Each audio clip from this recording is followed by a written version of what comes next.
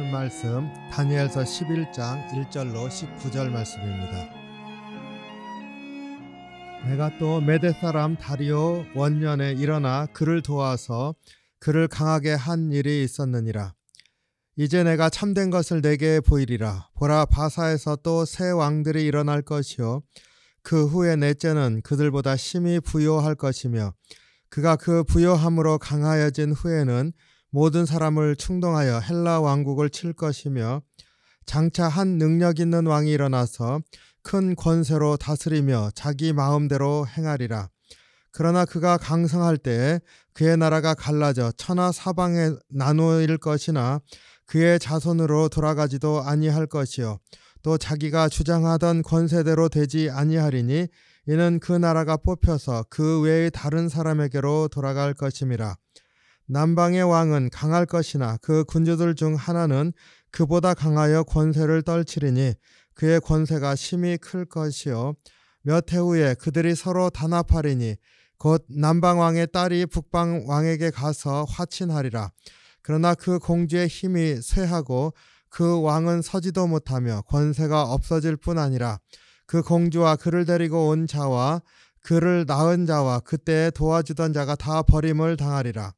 그러나 그 공주의 본 족속에서 난 자 중에 한 사람이 왕위를 이어 권세를 받아 북방왕의 군대를 치러 와서 그의 성에 들어가서 그들을 쳐서 이기고 그 신들과 부어 만든 우상들과 은과 금의 아름다운 그릇들은 다 노력하여 애굽으로 가져갈 것이요 몇 해 동안은 그가 북방왕을 치지 아니하리라. 북방왕이 남방왕의 왕국으로 쳐들어갈 것이나 자기 본국으로 물러가리라. 그러나 그의 아들들이 전쟁을 준비하고 심히 많은 군대를 모아서 물같이 넘침으로 나아올 것이며 그가 또 와서 남방왕의 견고한 성까지 칠 것이요 남방왕은 크게 노하여 나와서 북방왕과 싸울 것이라. 북방왕이 큰 무리를 일으킬 것이나 그 무리는 그의 손에 넘겨준 바 되리라. 그가 큰 무리를 사로잡은 후에 그의 마음이 스스로 높아져서 수만 명을 엎드러뜨릴 것이나 그 세력은 더하지 못할 것이요 북방왕은 돌아가서 다시 군대를 전보다 더 많이 준비하였다가 곧 몇 해 후에 대군과 많은 물건을 거느리고 오리라. 그때 여러 사람이 일어나서 남방왕을 칠 것이요 내 백성 중에서도 포악한 자가 스스로 높아져서 환상을 이루려 할 것이나 그들이 도리어 걸려 넘어지리라. 이에 북방왕은 와서 토성을 쌓고 견고한 성읍을 점령할 것이요 남방 군대는 그를 당할 수 없으며 또 그가 택한 군대라도 그를 당할 힘이 없을 것이므로 오직 와서 치는 자가 자기 마음대로 행하리니 그를 당할 사람이 없겠고 그는 영화로운 땅에 들어설 것이요 그의 손에는 멸망이 있으리라. 그가 결심하고 전국에 힘을 다하여 이르렀다가 그와 화친할 것이요 또 여자의 딸을 그에게 주어 그의 나라를 망하게 하려 할 것이나 이루지 못하리니 그에게 무익하리라. 그 후에 그가 그의 얼굴을 바닷가로 돌려 점령할 것이나 한 장군이 나타나 그의 정복을 그치게 하고 그 수치를 그에게로 돌릴 것이므로 그가 드디어 그 얼굴을 돌려 자기 땅 신성들을 향할 것이나 거쳐 넘어지고 다시는 보이지 아니하리라. 아멘. 사랑이 많으신 주님, 주의 은혜와 사랑에 감사합니다.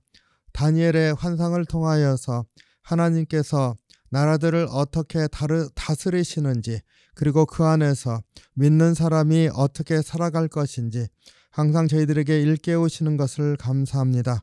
오늘도 주의 말씀을 붙들고 하루를 말씀을 따라 살 수 있도록 인도해 주시옵소서. 주의 은혜 감사드리며 예수님 이름으로 기도하옵나이다. 아멘. 네, 오늘 말씀도 다리오 왕 때 다니엘에게 보여주었던 그 네 번째 환상이 이어지고 있습니다. 2절로 4절 말씀을 먼저 보면서 나누기를 원합니다.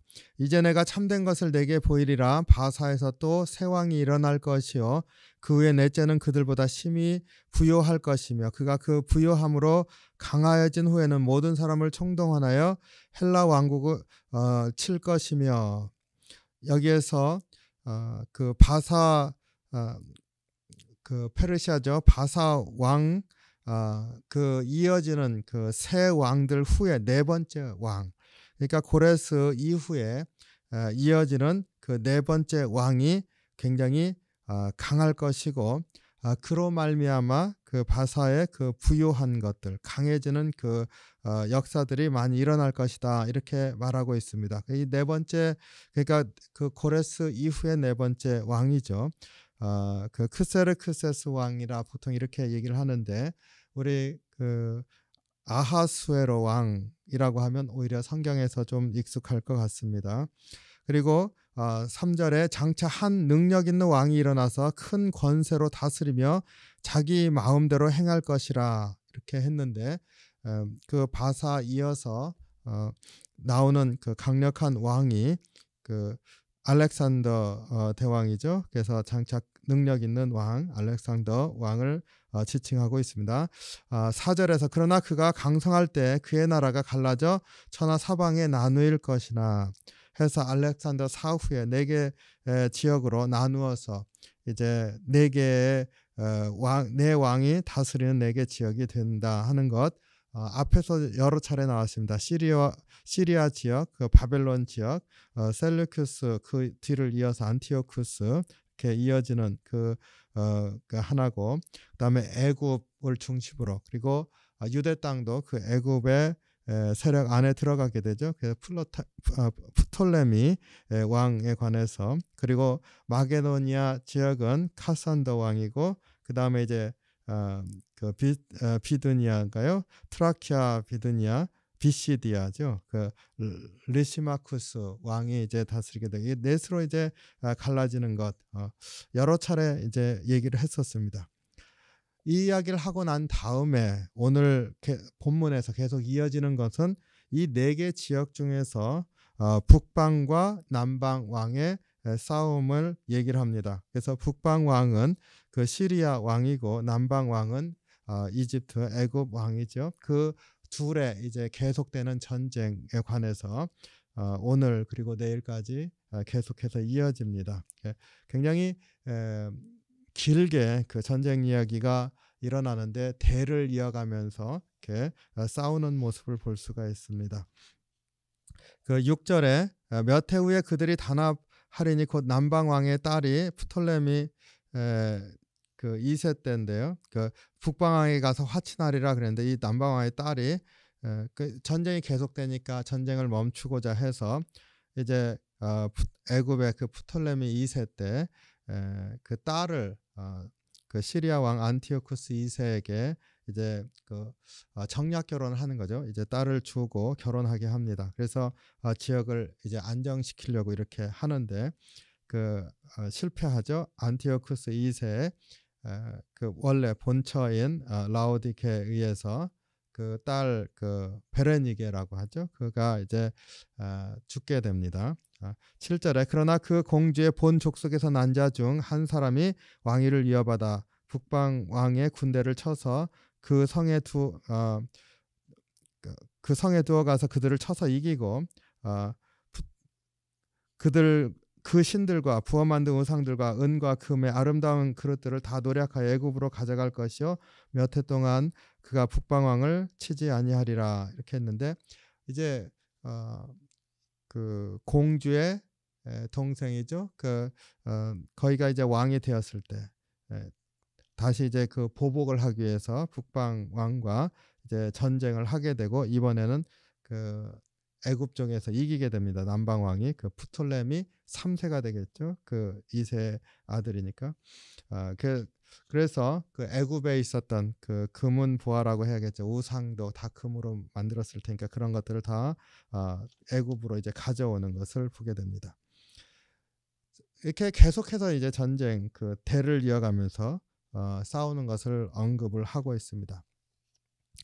오늘 이제 같이 묵상해 보기를 원하는 것은요, 오늘 본문만 봐도 그 큰 위대한 왕이죠. 위대한 왕이 계속해서 등장하는 것을 보게 됩니다. 2절에서 앞서 말씀드린 것처럼 아하수에로 왕 때 바사가 부강하는 것, 3절에 알렉산더 헬라 제국이 일어나게 되는 것, 4절로 6절 그 헬라 제국이 이제 네 개의 그 지역으로 나누어지게 되고, 그 중에서 특별히 그 안티오쿠스 2세 때 북방이 이제 강해지는, 그리고 애굽의 7절에서 나오는데 프톨레미 3세 때 북방을 또 쳐서 이기게 되고, 그리고 18절에 보면은 한 장군이 나타나서 이렇게 그들을 친다는 이야기가 나옵니다.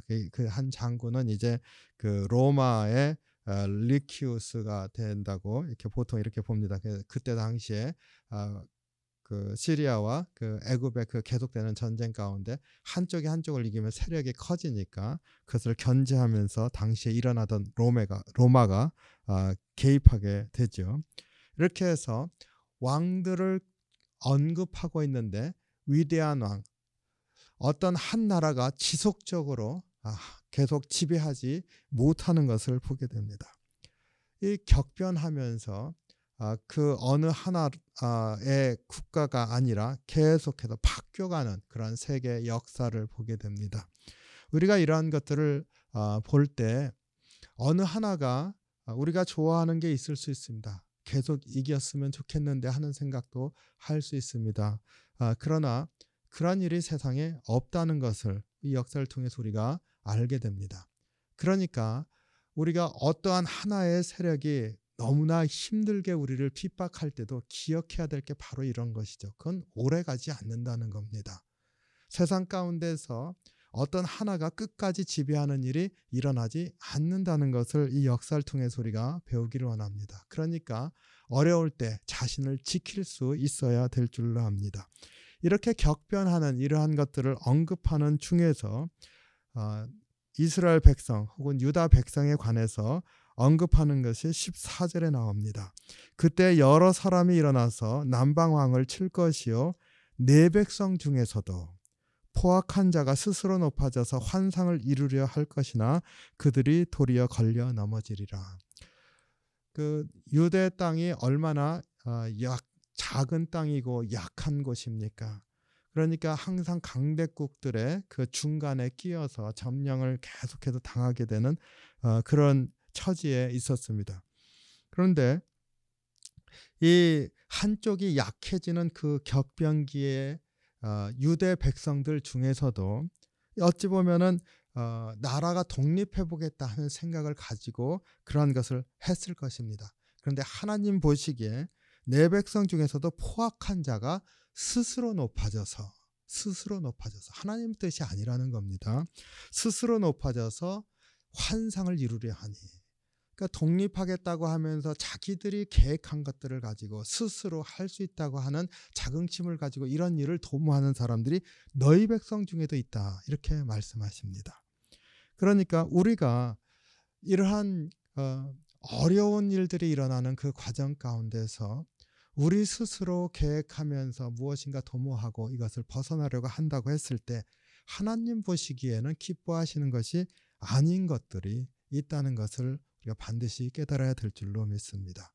내 백성 중에서도 포악한 자가 일어나서, 포악하다고 말하는 게 권력이 있어서 포악했겠습니까? 그 강대국들의 그 싸움과 그 격변기 사이에서 어떤 틈이 생겼다고 생각해서 독립시켜 보겠다고 하는 그런 뜻을 가지고 일어났을 터인데, 하나님 보시기에는 기뻐하는 것이 아닌 것이지요. 우리의 삶 가운데서 어려움에 너무 넘어져 있는 것도 우리가 지혜롭지 못한 것이지요. 그렇지만은 또 어떤 기회가 생겼다고 해서 그것을 우리의 뜻을 가지고서 움직이는 것 또한 어리석은 것이라 하는 것을 꼭 기억하시기 바랍니다. 우리가 하는 일들은 항상 중심이 주님께 있기를 원합니다. 주님께 구하면서 우리의 삶이 주님이 인도하시는 길을 따라가려고 애쓰는 그러한 믿음의 삶이요 순종의 삶이 되기를 원합니다. 그러한 것들을 하려고 했을 때 말씀을 묵상할 뿐만 아니라 주님 앞에 기도하면서 나를 이끌어 주시는 그 길을 분별할 줄 아는 그런 믿음의 삶을 살아야 할 줄로 믿습니다. 그러할 때 너희들 가운데서도 어리석은 자, 포악한 자가 있었다 하는 이러한 말씀 우리에게 하시지 않고 우리의 삶을 내가 참으로 내가 사랑하는 백성이다 이렇게 칭찬하시는 말씀을 듣는 삶을 감당할 수 있을 줄로 믿습니다. 오늘 하루 주님 앞에 기도하면서 내가 세상에 너무 어려운 것 때문에 그것이 끝까지 갈 것 같은 그러한 마음에 쓰러져 있는 것은 아닌가 한번 돌아보길 원합니다.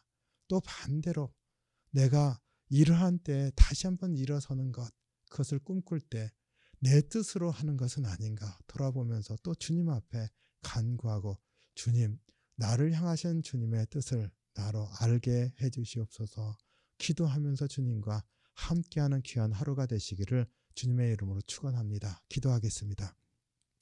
사랑이 많으신 주님, 주의 은혜와 사랑에 감사합니다. 저희들 연약합니다. 그래서 참으로 세상에 어려운 일이 있을 때 또 그 어려움 가운데서 넘어져서 일어날 힘이 없는 것처럼 생각할 때도 많이 있습니다.